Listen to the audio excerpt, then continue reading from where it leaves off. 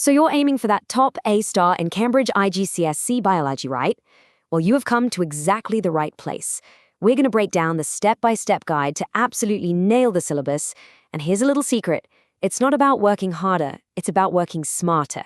Let's dive in. Okay, let me guess, you open that massive IGCSE biology textbook, ready to study, and it's just a lot. Page after page of information. If you've ever felt that way, trust me, you are not alone. It's a feeling pretty much every single student gets, and it can make you feel lost before you've even started. But here's the thing, and it's really good news. Getting that A star is not about trying to memorize every single word in that giant textbook. No way. That's the slow road, and it's just going to burn you out. The real secret is having a smart, repeatable strategy that helps you turn all that content into actual marks on your exam. Okay, let's get into it. Section 1 is all about building your foundation. This is where it all starts. We need to make sure we're building our knowledge on solid ground, and that begins with knowing what your most important tool is. Now this is probably one of the biggest mindset shifts you need to make. A lot of us think the textbook is our Bible, right? Wrong.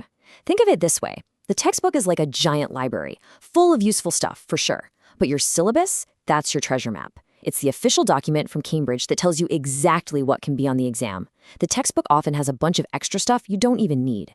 So what's the number one rule? Always, always follow the map. So how do you actually use this map? It's super simple. You turn it into your personal checklist. Seriously, print it out for each chapter. As you study, have it right there next to you. When you feel confident about a learning objective, give it a tick. If something's a bit fuzzy, circle it. This little habit is a complete game changer. Why? Because 1, it guarantees you've covered everything you need to, and 2, it instantly shows you your weak spots so you know exactly what to focus on. All right, foundation is set. You know what your guide is. Now for section 2. We're going to talk about smart study techniques. These are the methods that actually get the information to stick in your brain, so you're not just cramming it all in the night before an exam. Okay, the most important concept you need to get your head around is called active recall. See, just passively reading your notes or highlighting text, it feels productive, but your brain is actually being pretty lazy. Active recall is the total opposite. It forces your brain to actively pull information out of thin air. Think of it like this. Recognizing a song on the radio is easy, right? That's passive. But trying to sing all the lyrics from memory, that's active recall. And that is what builds strong memories. And a brilliant way to practice active recall is something called the blurting method. After you study a topic, say photosynthesis, you just close your book. Then you blurt out everything you can remember onto a blank piece of paper. Just write it all down. Then comes the crucial part. You open the book back up and check your work. Grab a different colored pen and fill in all the gaps and correct any mistakes. Those corrections in red, boom, that's your personalized guide to what you don't know yet.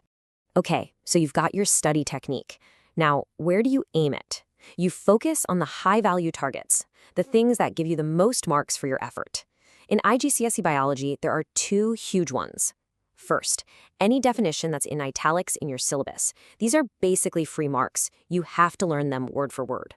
Second, diagrams and their labels. You have to know them inside and out. They will either ask you to label a part, or, even more likely, they'll point to a label and ask you what its function is. These are easy marks if you're prepared. All right, on to our final section, and honestly, this might be the most important one of all. Section 3, practice makes perfect. This is where we take all that knowledge you've built and turn it into real exam performance. I really want this to sink in. You can be a walking, talking biology encyclopedia, but if you can't apply that knowledge under timed pressure in the specific way Cambridge wants, it doesn't count for much. Past papers are the bridge. They take what's in your head and transform it into skills that score points in an exam. You just can't skip this part. So why are past papers such a big deal? Well, a few huge reasons. First, you get totally comfortable with the exam format, so there are no surprises on the big day. Second, you get way better at managing your time. Third, and this is a big one, you start to see that the same types of questions come up again and again. But the most important reason, you learn the exact keywords and phrasing the examiners are looking for. That right there is the secret sauce that turns a good answer into a top mark answer. But just doing past papers isn't enough. You need a system. Here's a winning routine. Step 1, always do them under timed conditions. You have to practice like it's the real thing. Step 2, track your scores. Keep a little log. Seeing that number go up is a huge confidence boost. Step 3, and this is non-negotiable, create a mistakes log. Every time you get something wrong, write it down. That log becomes your ultimate personalized study guide. And finally, step 4, don't just check the marking scheme, study it. Learn the exact phrasing it uses. That's where the A star is hidden. And remember, each paper has its own unique challenge. For paper 2, the multiple choice, it's all about speed. You've only got about a minute per question, so practice moving quickly. For paper 4, the theory paper, you'll see that the big process questions repeat constantly. You can literally create template answers for them straight from the marking schemes. And for paper 6, the practical paper, it's all about spotting patterns. The same questions about experiments, variables, and sources of error pop up every single year. For all 3, familiarity is your greatest weapon. So let's bring it all together. Getting that A SOAR isn't some kind of magic. It's a formula, and it's a simple one. A smart strategy plus consistent practice. That's it. Use your syllabus as your map. Use active recall to make information stick, and then hammer those past papers to perfect your exam technique. That's your proven path to success. We really hope this guide helps you on your journey to an A star. This presentation was brought to you by Fundoo Tutor. Fundoo Tutor is a personalized learning platform that helps students succeed in Cambridge, IB, and other international curriculums with expert mentorship, structured learning support, and engaging resources. Thanks for watching.